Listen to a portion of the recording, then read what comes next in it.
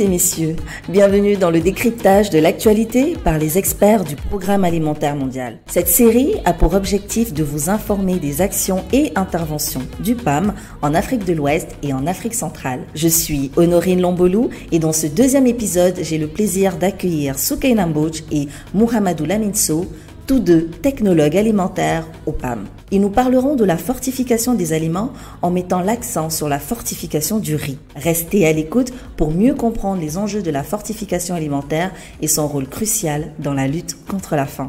Ils expliqueront comment cette technique permet aux gouvernements africains, en collaboration avec leurs partenaires, de lutter efficacement contre la malnutrition dans notre région et d'ouvrir de nouveaux marchés aux producteurs locaux.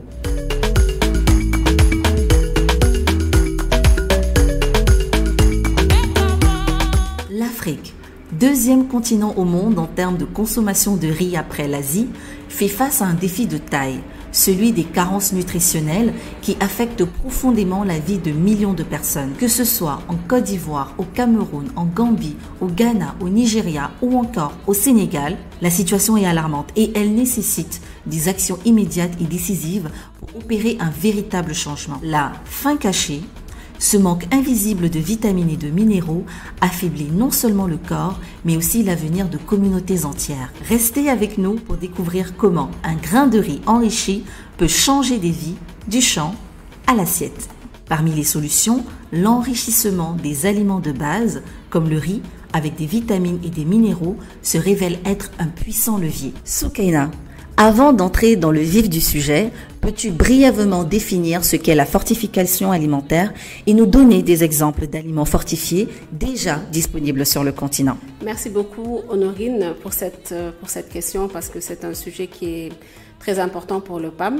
Alors pour être très terre à terre, la fortification alimentaire, c'est quand on rajoute des vitamines et des micronutriments dans un aliment pour qu'il soit plus riche pour certaines cibles et pour certaines populations qui en ont besoin.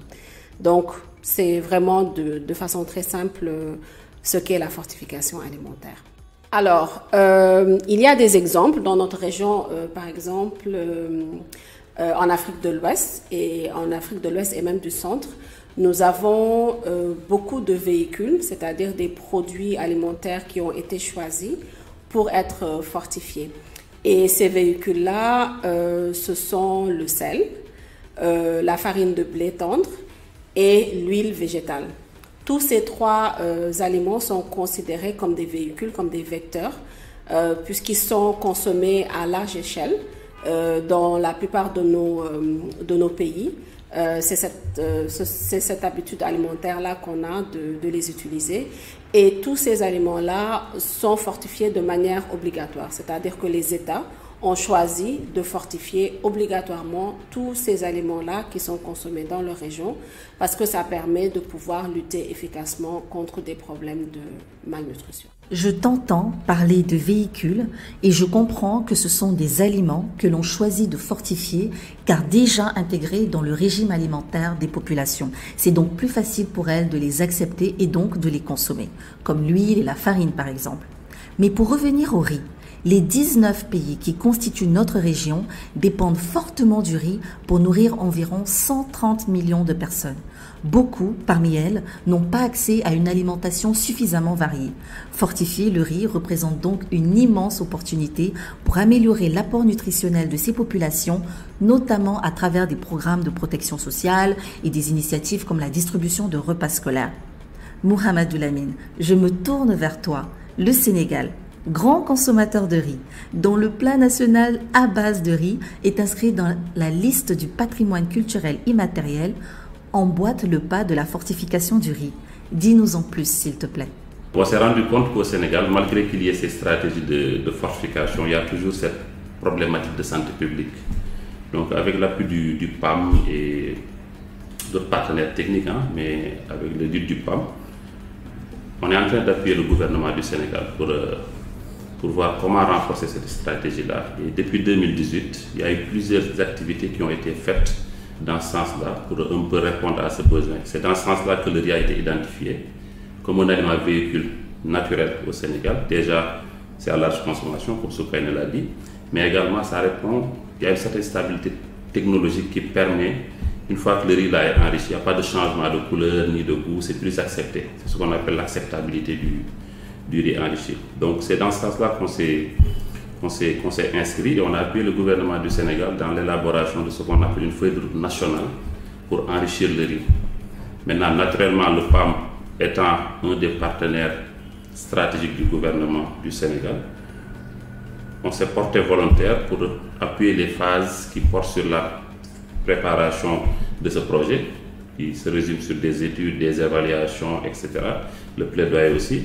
Et dans la mise en œuvre du projet pilote de fortification. C'est dans ce sens-là que vous avez été à Saint-Louis pour voir les réalisations qui ont été faites. Donc pour la phase pilote, le projet va mettre le focus dans la région de Matam, qui est une région qui depuis quelques années est touchée par de fortes prévalences de malnutrition.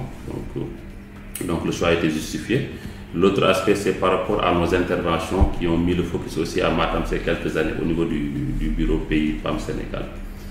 En termes de cible, on va couvrir 236 cantines scolaires dans la région de Matam. Et globalement, 54 000 élèves vont être assistés dans le cadre de ce riz enrichi-là. Donc, on s'apprête, peut-être on va revenir après sur ce sujet-là, mais on s'apprête en tout cas à l'introduire officiellement suite à l'atelier de lancement du premier sac de riz enrichi, qui est une première au Sénégal, il faut le noter. Ça, c'est une avancée de taille, parce que c'est une première dans la région. On fait partie des pays pilotes dans la sous-région qui ont réussi aussi à atteindre ce résultat-là. Donc c'est ça, en tout cas, globalement, l'intervention, comment elle se résume au niveau du Sénégal. Effectivement, Mouhamadou, j'ai eu la chance de visiter l'usine de la Société sénégalaise des filières alimentaires à Saint-Louis, la SFA, partenaire du PAM dans ce projet de fortification de riz à destination des cantines scolaires de la région de Matam pour cette première phase. Et j'ai pu admirer le processus de transformation du riz. J'y ai rencontré Léonce Arnaud Mbumba, responsable QHSE, qui m'a expliqué concrètement comment est-ce que l'on passe du riz paddy au riz enrichi et comment leur collaboration avec le PAM a apporté une valeur ajoutée à leur usine. On l'écoute. La première chose que le PAM a eu à faire, c'est de nous contraindre. Nous contraindre justement à atteindre un certain niveau d'excellence opérationnelle en fait, en termes d'hygiène. Donc on a eu à vraiment profondément ajuster nos manières de travailler, nos procédures d'entretien des hangars, d'entretien de la ligne de production. Et ce qui est un plus parce que ça ne concerne pas que le riz fortifié, ça concerne tout le système terral et SFA en général en fait. Donc c'est quelque chose pour laquelle nous nous sommes appropriés en fait. Nous sommes appropriés cette chose-là et à ce propos, SFA aujourd'hui a élevé un peu ses standards de production. La production de riz fortifié se fait comme toute autre production, bien sûr, mais après il y a juste un appareil ou bien une machine qui est supplémentaire. Donc dans la production standard du riz, on a une introduction de matière première riz paddy qui est nettoyée, ensuite décortiquée, ensuite blanchie. Et c'est là, en fait, à ce moment-là, on a une trieuse plate qui est un séparateur par rapport à la granulométrie, donc par rapport au calibre des grains, l'entier ou le brisé. Le brisé est isolé, mis de côté et ensaché d'un autre côté, alors que l'entier, lui, va être ensaché sur une ensacheuse spécialisée. Mais à ce moment précis, il y a une addition justement des grains kernels. Parce que le grain kernel, il faut le préciser, ne concerne que les grains entiers, que le riz entier.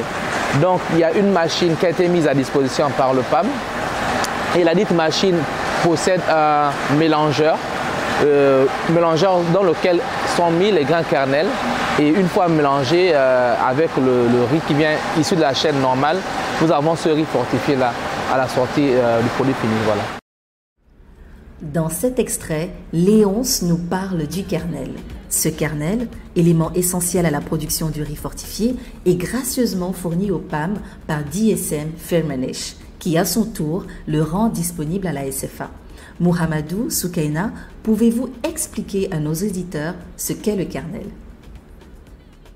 cette machine-là qui doit reconstituer, si on veut, les grains de riz à partir de la farine. C'est un peu comme les machines qui font les pâtes alimentaires. On a des pâtes qui sont en forme de torsade, d'autres sont en forme de lettres, alphabet, etc. Donc c'est exactement le même principe. Et ce qu'il faut savoir, c'est qu'actuellement, au Sénégal, par exemple, on reçoit les grains de riz qui ont été constitués, c'est-à-dire les grains de riz qui sont déjà fortifiés. On les reçoit grâce aux différents bailleurs, au bailleur principal en tout cas pour ce projet-là. Et ce riz-là, il est juste mélangé, comme il a dit, pour donner à la fin du riz enrichi. Et je sais que la question qui revient souvent et qui pourrait aussi intéresser les auditeurs, c'est est-ce que avec nos modes de cuisson, si tu fais un vrai tchèboundian pendambay, est-ce que tu vas réussir à conserver ces micronutriments-là jusqu'à la fin? C'est effectivement pourquoi est-ce que ce principe-là a été choisi, parce qu'il y a d'autres principes qui sont utilisés, ou en tout cas d'autres procédures qui sont utilisées pour fortifier du riz, parfois par saupoudrage ou bien par enveloppement, mais on sait que la manière dont on lave le riz, pas seulement au Sénégal, mais aussi dans la sous-région, ou bien la manière dont on fait les cuissons longues, pourrait faire disparaître tous ces micronutriments-là. Et c'est pourquoi cette méthode-là sied vraiment à nos modes de cuisson, mais aussi à nos modes de consommation du riz. Donc voilà juste ce que je voulais rajouter.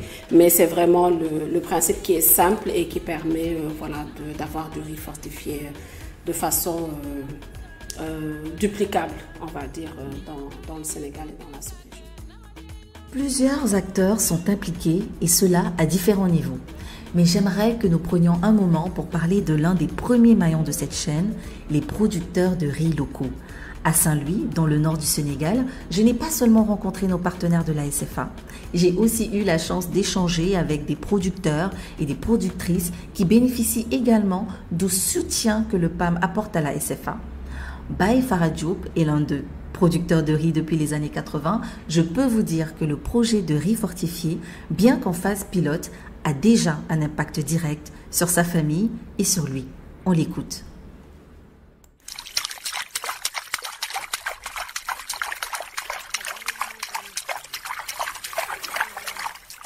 Quand la SFA est arrivée en collaborant avec l'État, c'est à ce moment que nous avons commencé à percevoir de vrais changements. Cultiver sans savoir comment écouler notre stock était un véritable enjeu. Nous pouvions vendre 100 sacs à 600 000 francs ou 100 sacs à 700 000 francs. Mais c'est quand SFA est arrivé que tout cela s'est arrêté. Aujourd'hui, nous pouvons vendre un sac à 1 million, 1 million et quelques. Quand on finance, que nous produisons, que nous revendons à la SFA et que le partenaire revient chez SFA pour contribuer à la revente de ces riz à destination des enfants, c'est un autre succès. Nous pouvons les remercier. Un succès pour lequel nous les remercions. Que Dieu vous aide. Car quiconque contribue au bien-être des enfants est sur la bonne voie. Chers invités, je vous laisse immédiatement la parole. Que vous inspire ce témoignage de Baye Farah Diop? Il a touché pour moi tous les aspects que nous couvrons et cela confirme aussi l'intérêt d'avoir une approche système alimentaire. Dans le cadre du projet précis d'introduction du riz fortifié, on voit qu'on arrive à appuyer chacun des piliers de la chaîne alimentaire. Nous avons donc les agriculteurs, les transformateurs, les distributeurs et jusqu'aux bénéficiaires. Et là, de par son interview, on voit vraiment l'impact que ça a eu sur chacun de ces piliers-là, l'importance d'avoir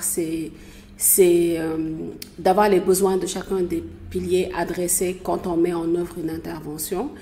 Et aussi, ce qui est aussi important, c'est le fait d'appuyer la production locale, de chercher des solutions locales. Parce qu'on voit qu'au-delà même d'avoir un aliment qui est sain et nutritif à la fin de la journée, il y a également le fait qu'il y ait un impact réel dans la vie des populations. Donc il l'a clairement dit. Et il a aussi évoqué une partie importante qui est le ménage. parce que c'est ce qui le motive, c'est ce pourquoi il travaille, pouvoir non seulement s'occuper de sa famille, mais mettre à disposition aussi d'un riz de qualité qui puisse être utilisé par ailleurs, par nous et par SFA, pour produire du riz fortifié qui vont également retourner à la population. Donc pour moi, c'était vraiment 2 points très importants qui valident un peu l'approche système alimentaire que l'on a dans la région pour les questions de nutrition. Alors, on va quitter le champ et aller directement à l'assiette. Mouhamadou Lamine, nous avons un scoop, une très bonne nouvelle. Dans les prochains jours, le Sénégal va officiellement lancer son projet pilote d'introduction de riz enrichi dans des cantines scolaires de Matam, n'est-ce pas? Oui, c'est avec joie. Parce que là, je pense que c'est un aboutissement pour tout le monde. Hein. Depuis plus de quasiment 5 ans, on est dans ce processus. Au mois de mai dernier, on a procédé au lancement officiel de la production du premier sac de riz enrichi à Saint-Louis en présence des institutions du gouvernement, CNDN, COSPAM, le ministère de l'Éducation, qui est le principal bénéficiaire au niveau institutionnel, gouvernemental, mais aussi notre partenaire qui a été représenté, DSM Feminich, qui a été représenté lors de ce lancement. Maintenant, on arrive à cette concrétisation qui va se réaliser bientôt, le 22 octobre, avec l'introduction officielle du riz enrichi dans 101 écoles à cantine soutenue par le Programme alimentaire mondial dans le département de Matam. Donc pour cette phase-là, on va toucher près de 34 000 élèves, dont 19 000 filles. Donc ça, c'est inédit au Sénégal et on espère en 2025 couvrir les 2 autres départements de Matam et aussi la zone sud et éventuellement dans un futur proche le niveau national. Donc cet événement va regrouper tous nos partenaires, la partie gouvernementale, la société civile, mais aussi les donateurs du PAM qui s'impliquent dans l'alimentation scolaire.